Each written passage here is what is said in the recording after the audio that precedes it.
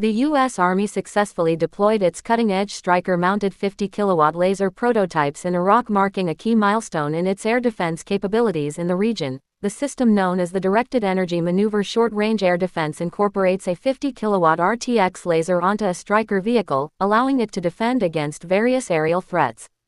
India and Japan have formalized an agreement to jointly develop the advanced Unicorn Mast system for the Indian Navy. The Unicorn antenna enhances the stealth capabilities of warships by reducing their radar cross-section, making them more difficult to detect.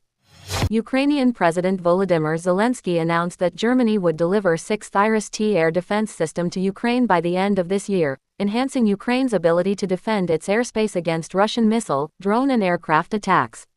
Russians have started using Shahed 136 kamikaze drones with an updated satellite navigation system. With this update, the drone is less vulnerable to spoofing and jamming of the system by electronic warfare when it is within the coverage area.